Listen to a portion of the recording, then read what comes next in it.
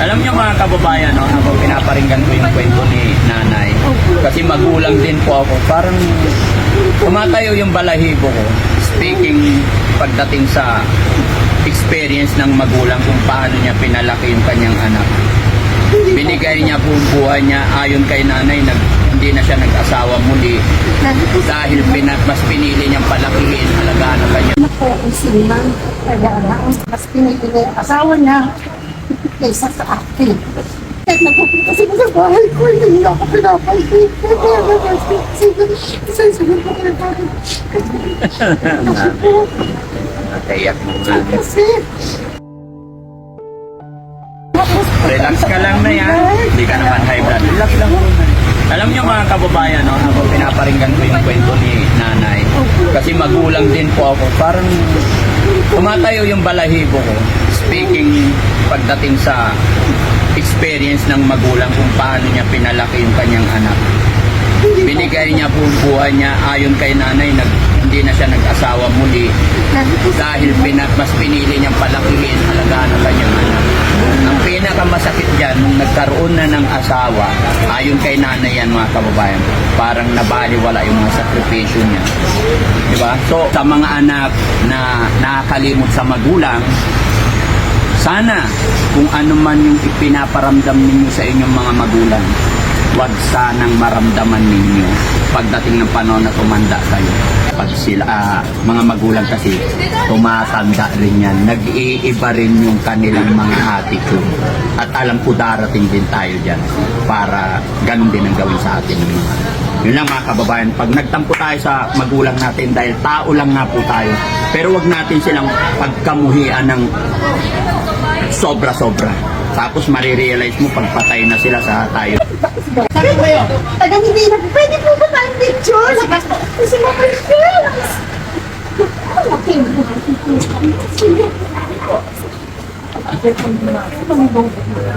Kaya pa yun. Sinususundo po ako sa Don Bosco. Di po ako umabot. Nababay po ako. Dati. Kontra po. Sir, tayo O sige po. Namiss ko. Alam niyo po ba? Lagi ko po kayong pinapanood. Naiyak na po ako sa inyo. Hindi ko po nasin yun. Namiss ko yung mga ko naman. Kasi sabi ko sa akin na. Kasi talaga po medyo ano talaga ako. Okay lang. Kaya po. Hindi po ako nakita dito para mangingi. At gusto ko na talaga kayo mangingi. Kasi matagal na ako talaga kayo inaano. Lagi po ako nanonood gano'n na yung Marites. Yung masaya siya. Nagkatay nga po ako sa inyo. Hindi nyo naman ako nanonood.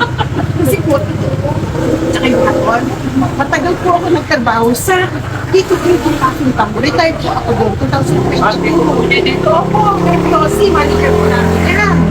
Doon po ako talaga matagal nagtrabaho. Single mom po ako, 2 anak ko. Ngayon po, nag-senior po ako 2022. Ngayon po, ang ginagawa ko na lang, nagsusumba. Noong Sabado, may sumba kami dun sa San Albiponso po. Yung ano kayong mga Peña, kailang campus. Ang dami namin ginaan, ang saya-saya. Sige, pakita ko may ano ako. Dami ko, alam ko kung gusto ko si Marites. Kasi naranasan ko yung naranasan niya. Naging single mom. Pag-export ng asawa. Pag-isala ako.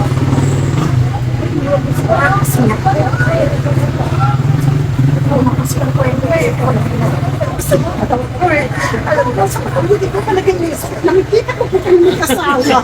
Sana nga nandito si Bandam. Kala niyo ba ba kung nag-isay mo po ang kasama ko pa sa bahay. Kaya talaga kami sa akin, sabi lang ko kung maramdaman. Alam niyo po, kasama ko sa bahay yung anak kong binata. 41 years old po siya. Alam niyo po, isa na po tayo. Hindi po nakatapos yung high school lang, pero mag-anak po ako sinuman. Kaya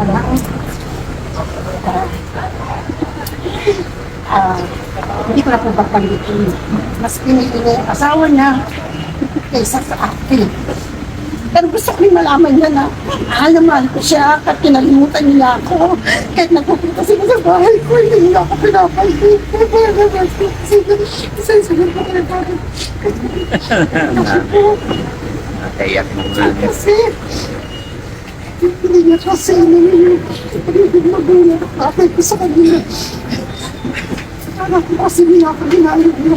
Simula sa akin, ako nagdala sa kanila. Hindi na ako nag-asawa. Tapos, okay lang naman, hindi naman pera. Ang gusto ko sa kanila, kundi yung pagmamahal, pinagwanan. Hindi niya ako binati ng birthday ko ng August 25. At nakita ko experience na naranasan ko sa mga anak ko at masakit. Alam niyo pa ba dati ko? Karoon po ako ng depression, anxiety. Hindi ako nagpapilensya lang. Ang dami kong gamit. Ano po? Yan, sakit ko po, kaya kay Yossi, kay Ma'am Sylvia, nagpapasalamat po ako sa inyo.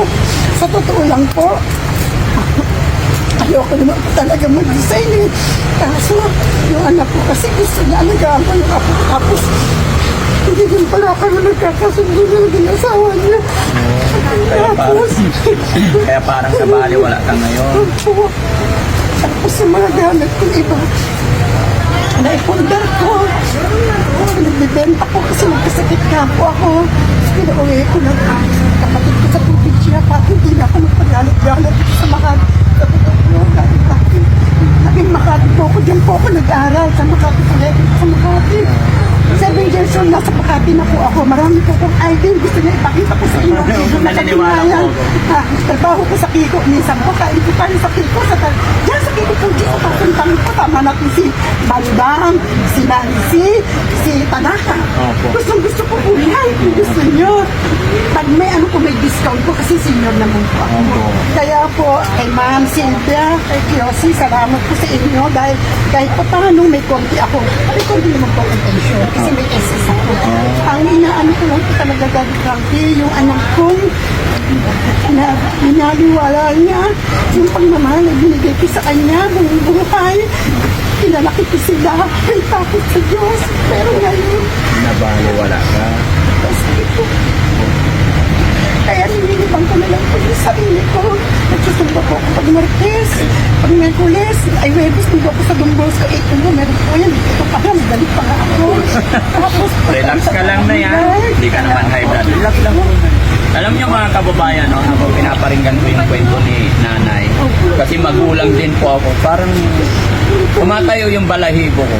Speaking pagdating sa experience ng magulang kung paano niya pinalaki yung kanyang anak.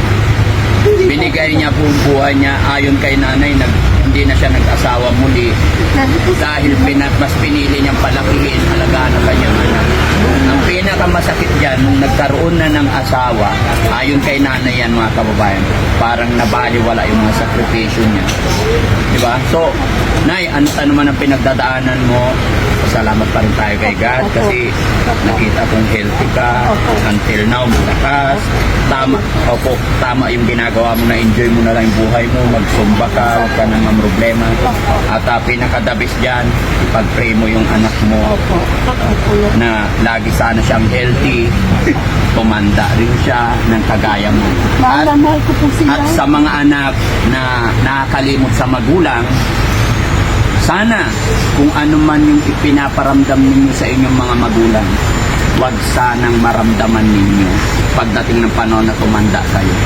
Dahil may kasabihan, kung ano yung ginawa mo sa magulang mo, ngayong malaki ka na at matatag ka na, may possible na ganun din gagawin sa'yo ng anak mo. So yun ang pinakamasakit. Pag matanda ka na, maalala mo yung ginawa mo sa magulang mo, tapos kahit gusto mong bumawi sa magulang mo kasi darating yung time na wala na sila, sising alipin na lang tayo, tapos darating yung anak mo naman ang gagawin ngayon sa'yo, napakahirap. Kaya ipag-pray mo lang na maisip niya at maalala niya kung gaano sakripisyo ng mga magulang. Pwede kang Nay, pwede kang kasi may mga time na pag kayo-kayo lang, sasalita ka, hindi niya maintindihan. Pero dito, sabihin mo, gusto mo sabihin, nararamdaman mo para lumuwag naman yung nasa bibig mo. Nak, hindi mo kasi ako pinakausap. Gusto ko sana sabihin sa'yo yung nararamdaman ko, yung nangyari sa amin ng asawa mo. Pero sa totoo lang, mahal na mahal ko kayo. Hindi ko sinasadya na makita ko si Daddy Frank. Sila mag-asawa, nagkataon lang. Galing nga ako sa parada. Naglakad nga ako, nag-amila ako ng salamin. Pero matagal ko na talagang si Daddy Frank, si Rochelle. Kaya anak, kung nandito man ako, pasensya ka na. Wala akong plano na anuhin ka. Basta ang masasabi ko sa'yo, sana kinausap mo ako kung ano nang nangyari sa akin. Hindi lang siya yung pinakinggan mo. Pinakinggan mo na ako bilang isang magulang. Kasi sa totoo lang, anak, ano man yung nangyari, hindi naman ako perfectong magulang. Pero ito lang masasabi ko sa'yo, matanda na ako. Hindi ko alam kung hanggang kailan pa ako, pero mahal na mahal ko kayo, magkakapatid ako. At kaya sana maintindihan mo ako, nagkataon lang na nagsasalita ako kay Daddy Frank, pero wala akong intention na ano pa man. Kung mapapanood mo to, alam ko. Pero masasabi ko na sa'yo, mahal na mahal kita, anak. Hindi ko masasabihin yung pangalan mo dahil hiya ako sa nung asawa mo. Pero ito lang masasabi ko, anak, lagi pa rin kitang ipinagdarasal. Sana, kung si Daddy Frankie, napakinggan mo. Kahit dito lang sa TV na kung sakaling mapanood mo ako, wala akong masasabing masama. Mahal na mahal ko kayo nila, ng pamilya mo, at saka yung anak kong binata, anak. Sana, huwag kang, kasi may nalaman ako, nasabi mo, mas mahal ko yung isa mong kapatid. Mahal na mahal din kita, anak, dahil parehas ko kayong minahal. Nagsakripisyo ako, buong buhay ko, lahat ng trabaho ginawa ko, para lang kayo mabuhay ko. Kaya kung ano man yung nandito ako, pasensya na kayo sa mga mapapanood sa akin. Salamat. Maraming pong salamat. Yun lang po, wala na po kayong sasabi. Sige lang, Nay, laban lang. Sabi nga nila, habang may buhay, may pag-asa. Mga kababayan, regarding po sa anak between magulang, alam niyo po, nobody's perfect, ika nga. Ito po, ngayon ko lang po siguro babanggitin sa inyo. Tao lang din ako. May mga time na may mga bagay na hindi ko nagustuhan din sa magulang ko. Minsan nagtatampo ako. Totoo po yan. Pero kahit may tampo ako, pinuunawa ko pa rin yung magulang. Tampo ako isang araw. Sunod na uwi ko, pupuntahan ko na, magbe-bless na ako. Papasalubungan ko na lang ng kahit isang gardenia lang yan. Dahil pag sila, mga magulang kasi, tumatanda rin yan. Nag-iiba rin yung kanilang mga attitude. At alam ko darating din tayo dyan para ganun din ang gawin sa atin. Yun lang mga kababayan, pag nagtampo tayo sa magulang natin dahil tao lang nga po tayo, pero wag natin silang pagkamuhian ng sobra-sobra. Tapos marirealize mo pagpatay na sila sa tayo iiyak. Sana mga kapatid, mga kababayan, huwag tayo maging ganun sa ating magulang. Lalo tayong i-bless pag minamahal natin ang ating pamilya, ating mga magulang. No? Maraming salamat. Nay, alam mo, alam mo Nay, sa bawat tao na nakakausap ko, iba-iba yung kanilang mga routine yung nangyayari sa buhay. Marami rin akong natututunan. Kaya salamat kasi pinapanood nyo kami, sinusuportahan nyo kami. Salamat talaga. No? Mag-iingat po kayo parati, gabayan tayo ni God. Salamat talaga. Pero Nay, opo, Nay, sabi mo nagsusumba ka, pasyal, enjoy your life, ka-healthy ka, tapos bibigyan kita ng ano. Oh, hindi.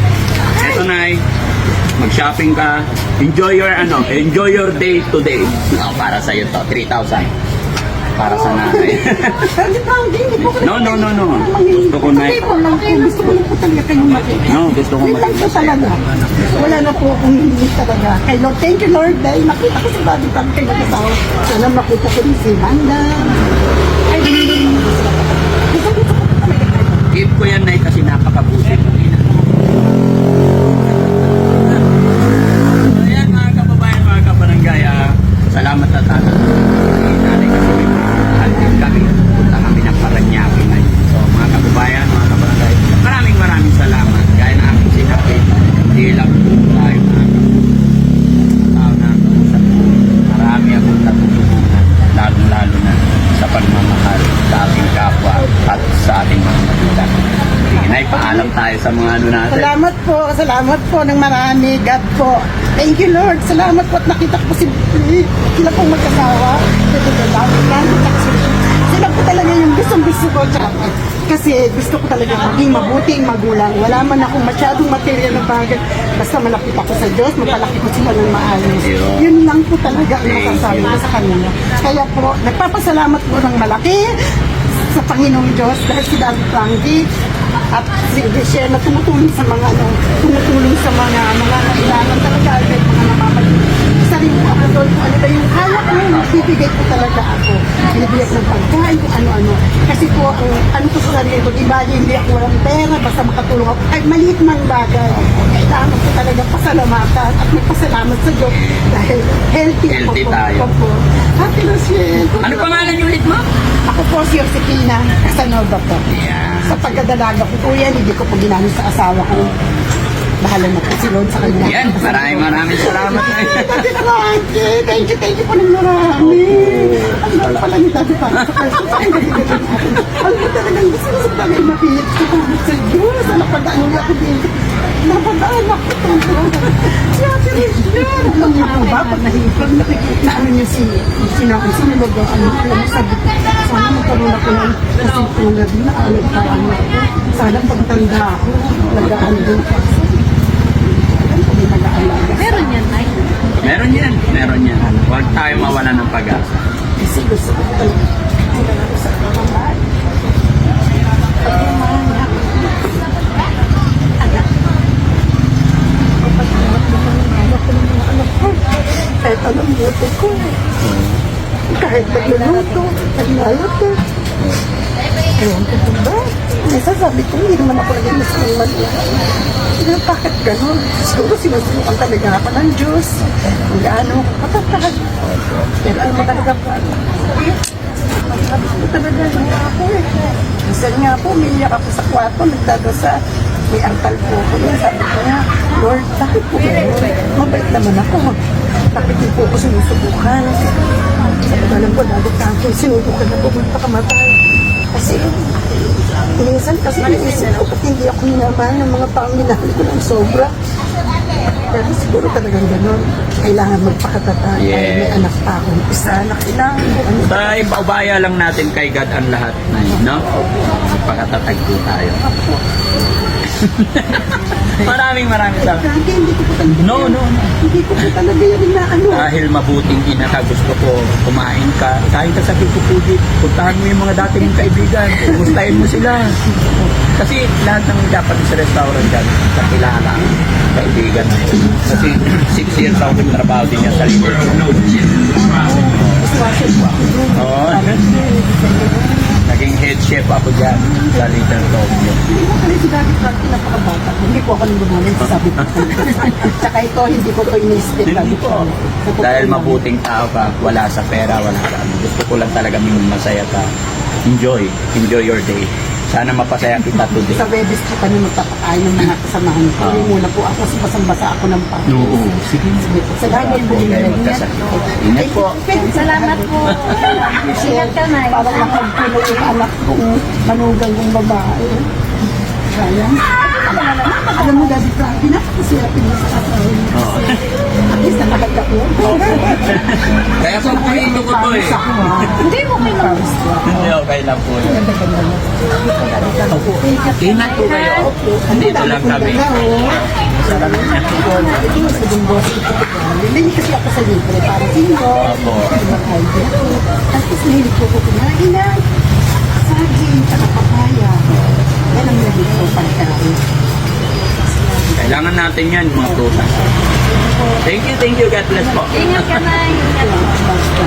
Manunod din naman ako namin sa ano. Kasi manunobat ng cellphone. Ayun. Thank you. Salamat po.